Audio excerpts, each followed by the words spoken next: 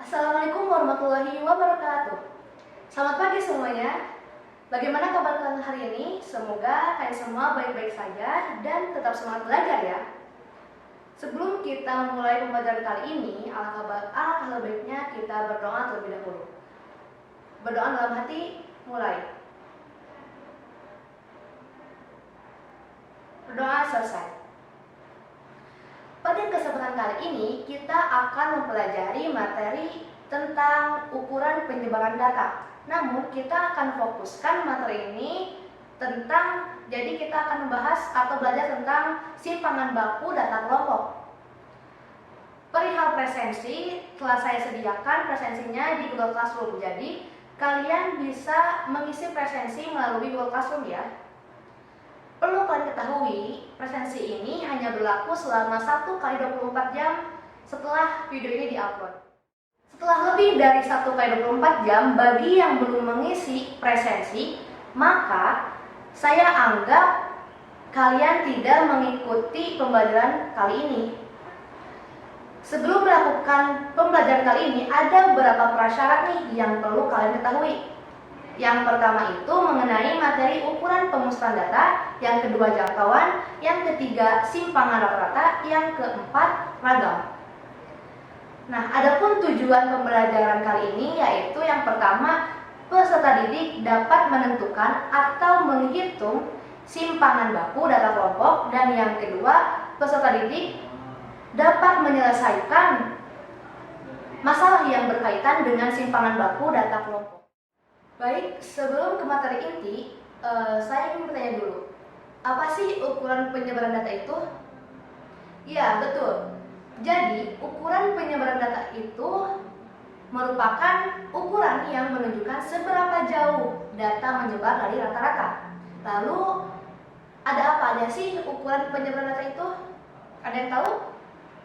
Ya, betul. Ukuran penyebaran data itu terdiri dari jangkauan data, jangkauan antar kuartil, lalu simpangan kuartil, lalu simpangan rata-rata, ragam, dan yang terakhir itu simpangan baku. Yang akan kita bahas kali ini yaitu simpangan baku. Di sini ada yang tahu nggak sih cara menghitung atau menentukan simpangan baku? Jadi simpangan baku itu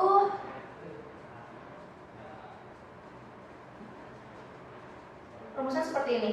S sama dengan akar dari S kuadrat. Nah, di mana S kuadrat ini merupakan ragam. Jadi, sebelum kita menentukan simpangan baku, akan lebih baik jika kita mengetahui terlebih dahulu ragamnya itu berapa. Seperti itu ya. Jadi, rumusnya itu sigma Fi kali Xi kurangi X bagi kuadratkan per sigma Fi. Nah, seperti ini. Ini rumus dari simpangan baku atau cara kita menentukan simpangan baku. Bisa menggunakan ini ataupun yang ini. Seperti itu ya. Nah, apa aja sih ini tuh keterangannya? Yang pertama, Fi itu S dulu ya. Keterangan, kasih keterangan nih. S itu sama dengan simpangan baku.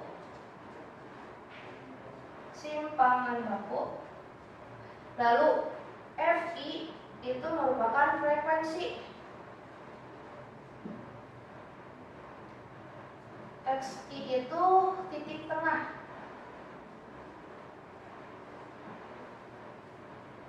X bar itu rata-rata. Kalau S kuadrat itu ragam ya. Itu titik tengah tiap kelas ya, titik tengah tiap kelas. Itu. Nah, ini keterangannya.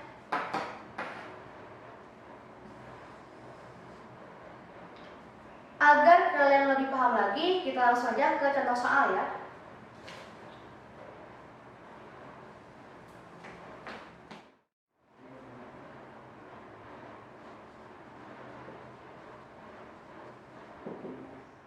Nah, untuk contoh soalnya itu seperti ini ya soalnya. Baik, selanjutnya kita ke contoh soalnya ya. saya telah menuliskan beberapa bagian yang harus kita cari dulu sebelum kita menghitung kesimpangan bakunya. Nah, yang pertama kita harus tahu dulu nih titik tengahnya itu berapa, seperti itu ya. Titik tengah itu berarti kita tinggal jumlahkan saja yang panjang kelas nih, yang panjangnya 35 tengah tambah 39 dibagi 2. Berarti kalau begitu titik tengah yang pertama itu berapa? Betul, 37 ya. Lalu untuk titik tengah yang kedua berarti 42. Terus selanjutnya titik tengah yang bagian ketiga berarti berapa nih? 47 ya. Terus yang keempat betul 52. Yang kelima berarti 57. Dan yang terakhir berarti 62. Nah, ini titik tengahnya udah kita ketahui, udah kita temukan. Lalu selanjutnya kita cari, tentukan dulu fxi-nya. Frekuensi dikali dengan titik tengah. Berarti ini ya, 1 dikali dengan 37 berarti 37. Lalu 4 dikali 42 berarti 168 ya. Terus 12 kali 47 berarti 564. 23 dikali 52 1196 ya. Terus 7 dikali 57 300 ini ya. Terus 39. 399 ya. Salah. 399. Yang terakhir 3 dikali 62 berarti 186 ya.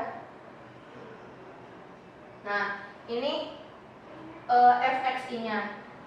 Oh iya, ini dulu ya. Kita jumlahkan dulu frekuensinya berapa. Berarti sigma fi sama dengan, kita jumlahkan saja, 1 ditambah 4 5 ditambah 12 17 17 ditambah 23 berarti 40 47 berarti 50 ya jumlah frekuensinya.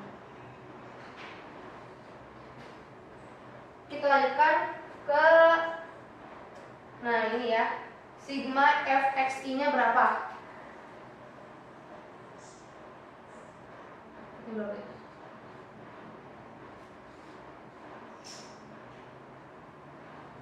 fxi ya, fixi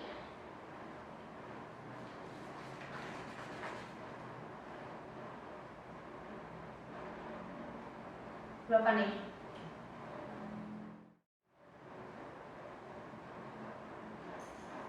Nah,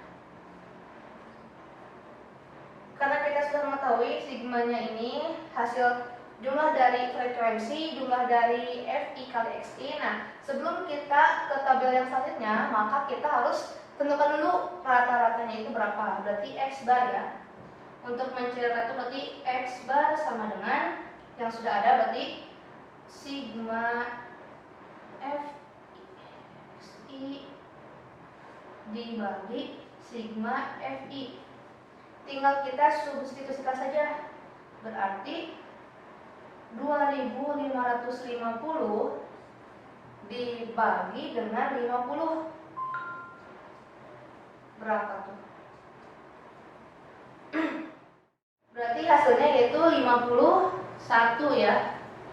Nah, ini merupakan x bar atau rata-ratanya.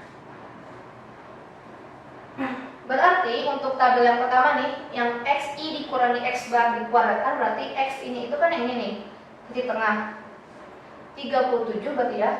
37 dikurangi dengan 51 berapa tuh?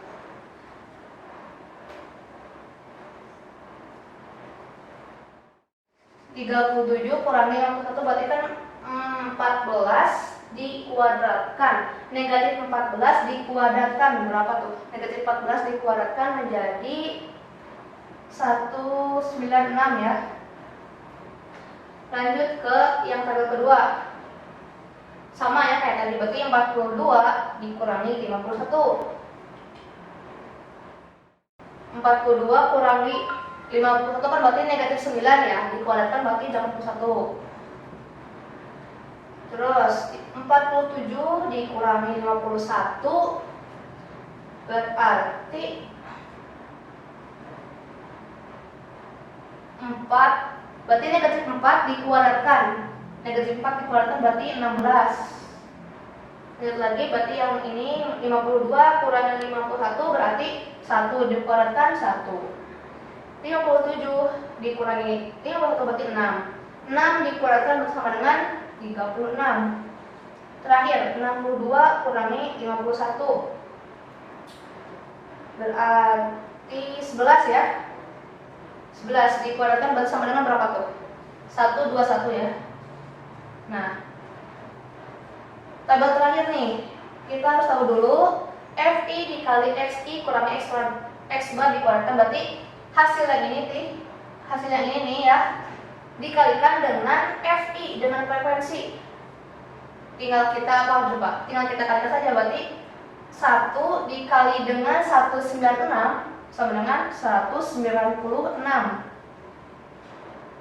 Terus yang kedua, 4 dikali dengan 81 sama dengan, berarti di sini 4 pakai 8 berarti berapa tuh? 32, berarti 324 ya. Lanjut yang ketiga, berarti 12 kali 16 192 ya. Terus ini 23 kali 1 23 dong. Terus 7 dikali 36. Ini berarti 2 4 7 kali 3 21 berarti 252 ya. Lanjut ke yang terakhir, 3 dikali 121. 3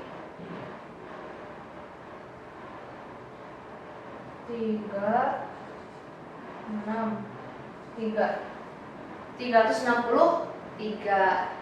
Nah, udah ketemu kan? Nah, sekarang kita jumlahkan nih hasil ini nih yang terakhir, tabel terakhir, berarti sigma FI dikali XI dikurangi X dikuadratkan sama dengan berapa tuh? 196 ditambah ini, tambah ini, tambah ini, tambah ini, tambah ini sama dengan, berarti hasil penjumlahan ini tuh semuanya kita jumlahkan, berarti hasilnya 1350. Berarti sigma FI dikali XI dikurangi X bar dikuadratkan sama dengan 1350 ya. Nah, selanjutnya kita cari dulu nih ragamnya itu berapa sih. Berarti S kuadrat sama dengan, nah biar gampang kita cari dulu nih S kuadrat atau ragam itu berapa. Berarti S kuadrat sama dengan sigma yang ini ya, sigma FI dikali XI kurangi X bar dikuadratkan dibagi dengan sigma FI.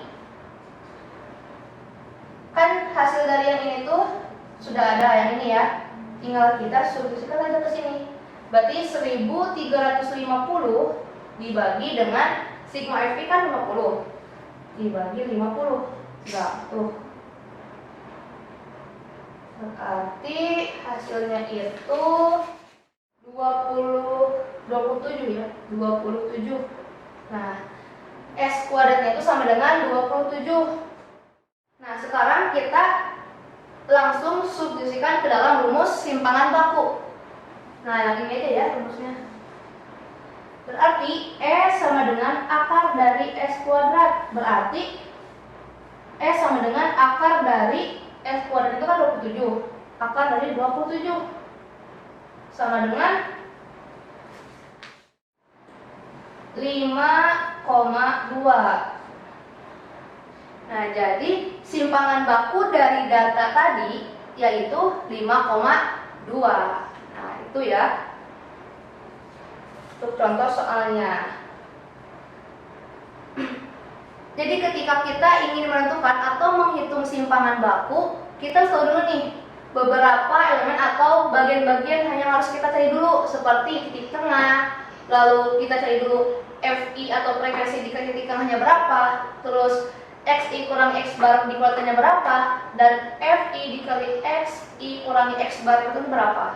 Nah gitu. Jadi memang ada beberapa prosedur yang harus kita lalui untuk mencari atau untuk menentukan simpangan baku itu berapa, seperti itu. Itu ya.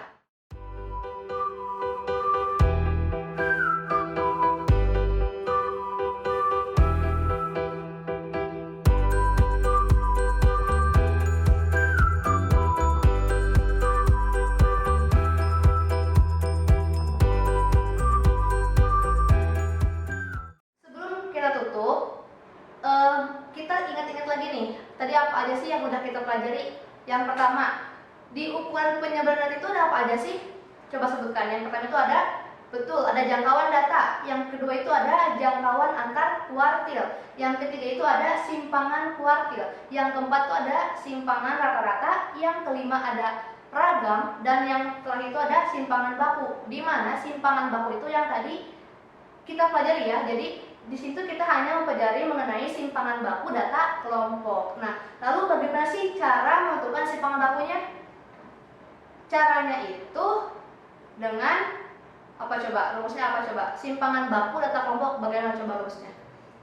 Iya betul, rumusnya itu S sama dengan akar dari S kuadrat, atau S sama dengan akar dari sigma Fi dikali dengan XI dikurangi X bar lalu dikuadratkan dibagi dengan sigma Fi, di mana Fi itu merupakan frekuensi ya, frekuensi. Lalu X ini itu merupakan titik tengah tiap kelas ya. Lalu X bar-nya itu merupakan rata-rata. Jadi ketika kita ingin menghitung atau menentukan simpangan baku, kita harus tahu dulu nih rata-ratanya berapa, lalu X-nya itu berapa aja di tiap kelas seperti itu ya.